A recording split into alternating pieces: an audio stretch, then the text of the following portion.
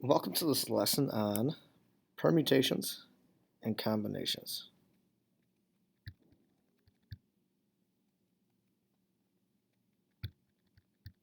What we know right now in probability is that it is the favorable outcomes divided by the total. Permutations and combinations, some of our tricks that we have with these help us figure out those favorable outcomes and the total outcomes.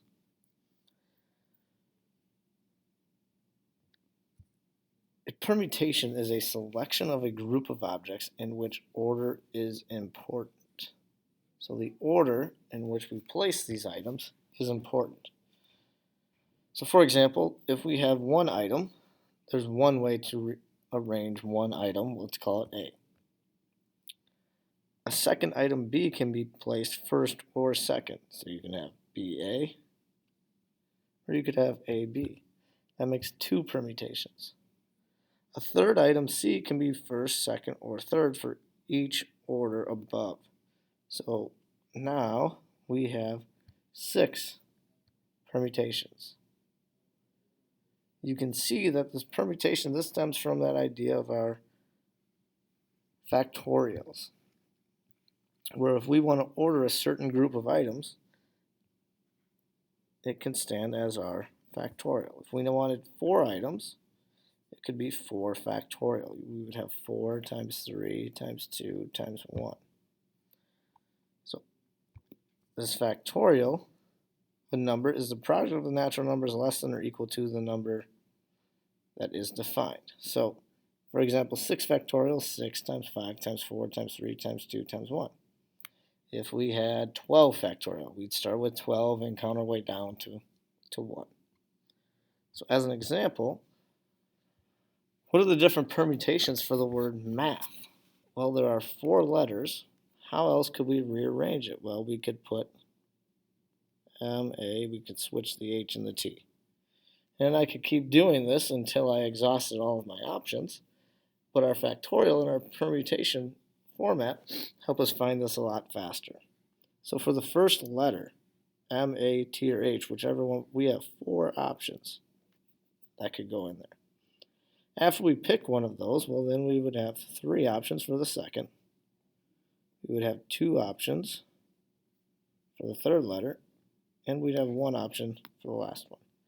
So the permutations for the word math are 4 times 3 times 2 times 1, which would be 24 ways.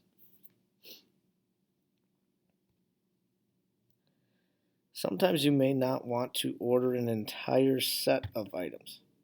So we just talked about the word math. We wanted the order of the entire set. Sometimes we might want to select and order maybe 3 people from a group of 7. One way to find the possible permutations is to use what's called the fundamental counting principle. So if we wanted to place people in first, second, or third, we would have 7 choices for the first person. We would have 6 choices for the second person. And we would have 5 choices for the third person. And that's where we would cut it off. It's a group of 7. We want to order first, second, third. So we stop at that third person, we get 7 times 6 times 5, which would be 210 permutations. Another way would be using this permutation formula that you can write down.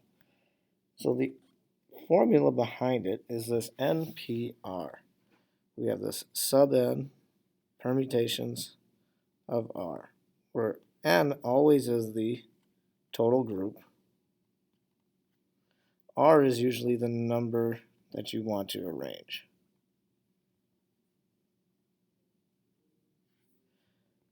So if we had 7 PR, 7's our total. If I plug it into this formula, it looks like this. We have 7 factorial on top.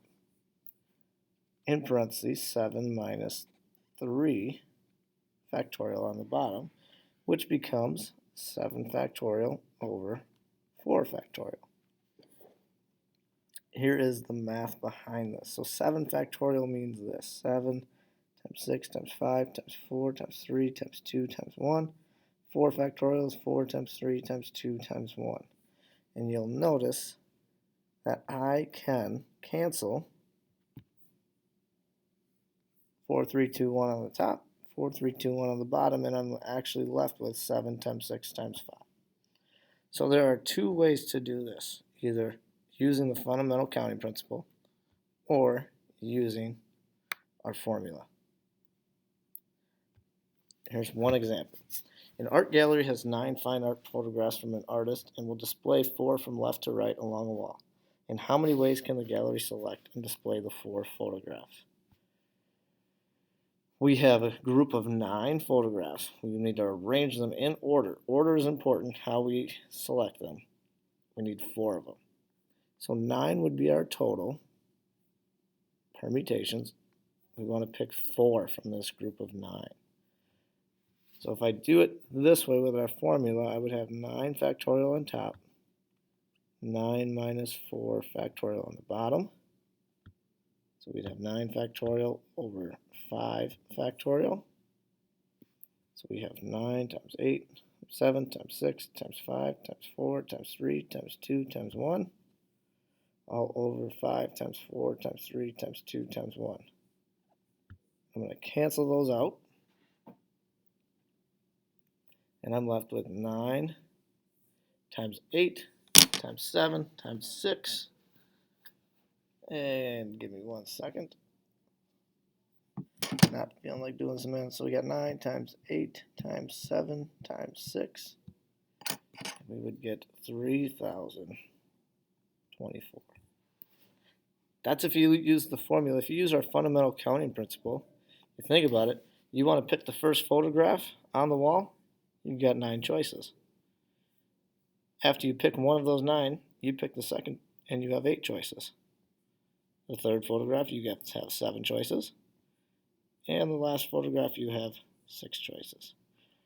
Get to the same format, maybe not as formally, but we would still have the same answer of 3,024 ways.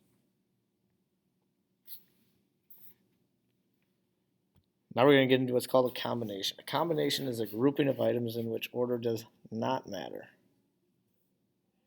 So permutations of A, B, and C, because we could rearrange it, there were 6. But there's only one combination of A, B, and C because it is a group. There's only one group with the letters A, B, and C. Order does not matter. So it is a grouping of items. Order does not matter. Our formula for combination now is right here. We have n combinations of r, which equals, we have n factorial over r factorial times parentheses n minus r factorial. If you need to write that down, pause the video and do so. Here's your combination example. Katie's going to adopt kittens from a litter of 11. How many ways can she choose a group of 3 kittens?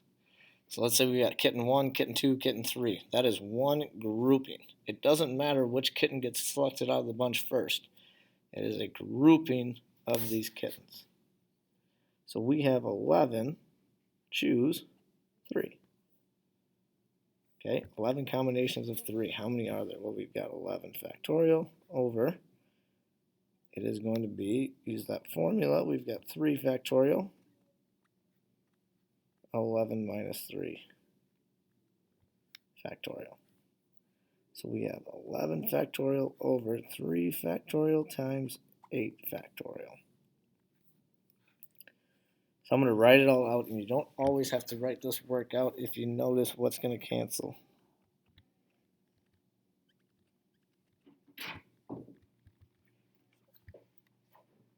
We have. Hey, can I problem solve with you quickly?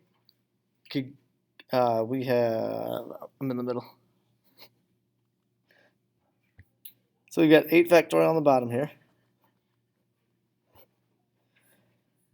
The 8 factorials are going to cancel out on the bottom here, leaving us with 11 times 10 times 9 divided by 3 times 2 times 1, which leaves us with 990 on the top, divided by 6, which would give us 165 different groupings of a litter of 3 kittens.